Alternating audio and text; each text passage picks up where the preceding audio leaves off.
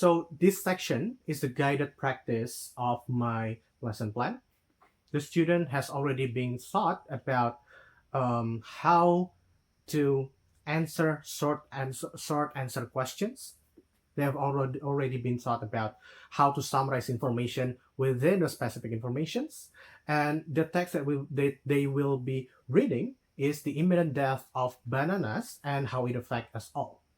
So the student will be given 5 minutes, 5 minute times to read, and then the teacher will ask them questions and guide them to answer those questions using using a paraphrase form of the questions.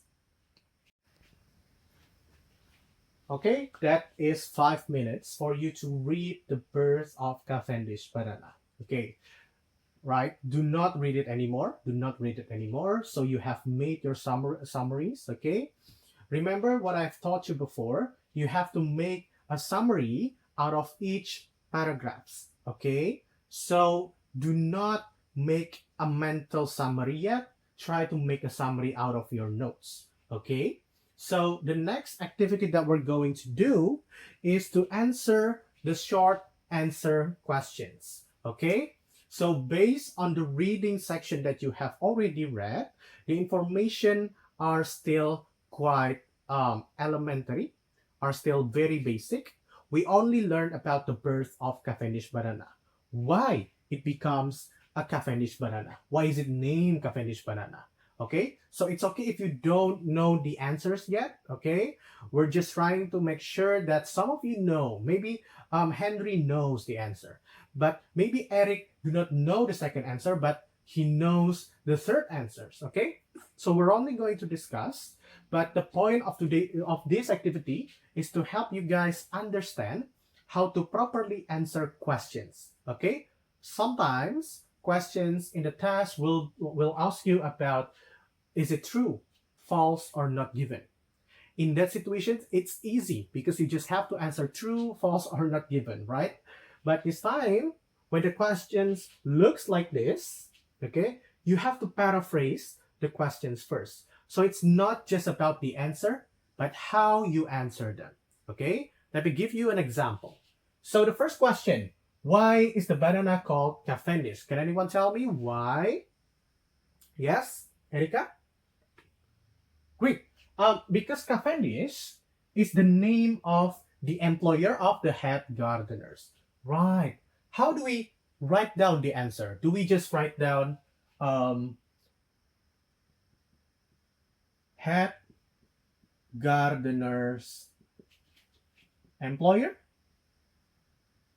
No?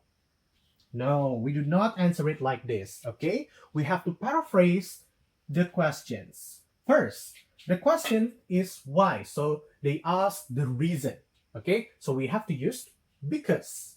Now, try to repeat the questions again, but in a different form, okay?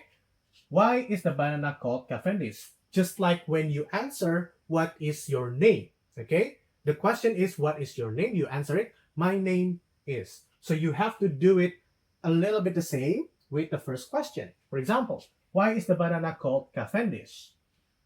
The answer is the banana, right? The banana is called Cavendish because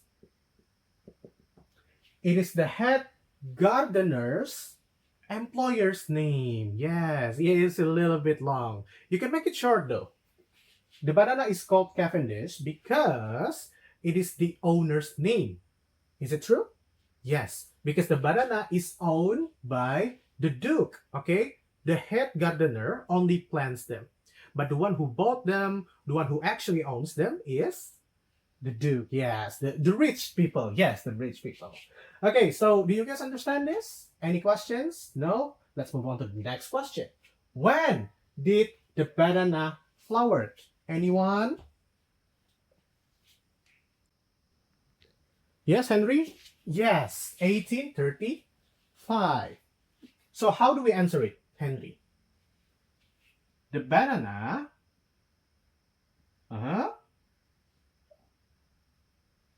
flower. Okay, do we use in, on, or at? It's year. So remember, we use reverse triangle. In is the biggest one. So we use in, okay? In 1835. Remember that in the middle is on, only for days and dates, and at is only used for specific times.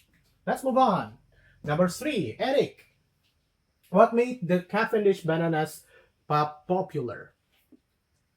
Because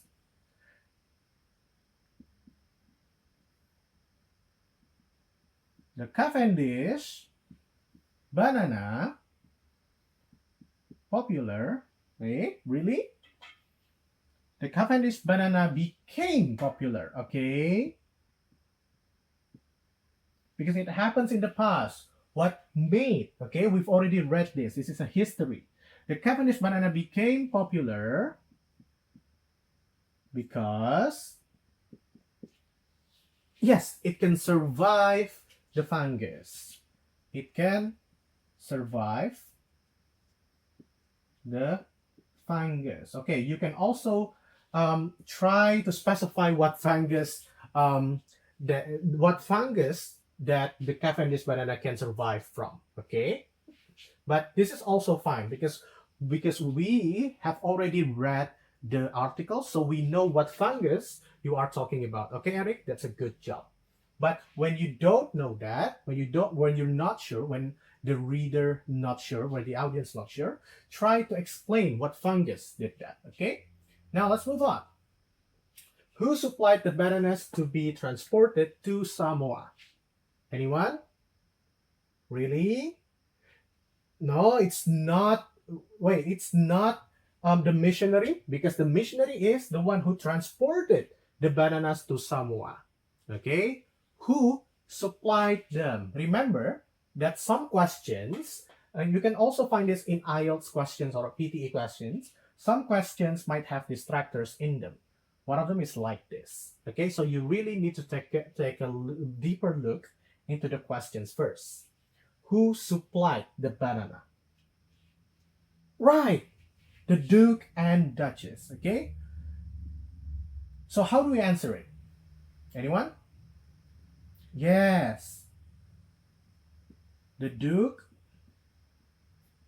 and Duchess supplied. Remember, we need to repeat the same answer. Okay, supplied the bananas. This is good. This is going to help you how to write down a summary. Okay, last one. Who transported them? Yes, we've already answered that. It's the missionary. Okay.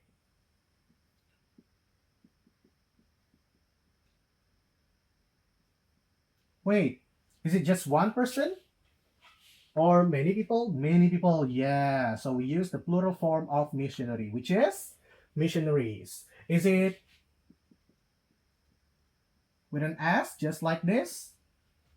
Okay, that's right. We don't just write it down like this. We have to change the Y into IE, missionaries, okay? Because before the Y is a consonant word, it's a consonant letter. The missionaries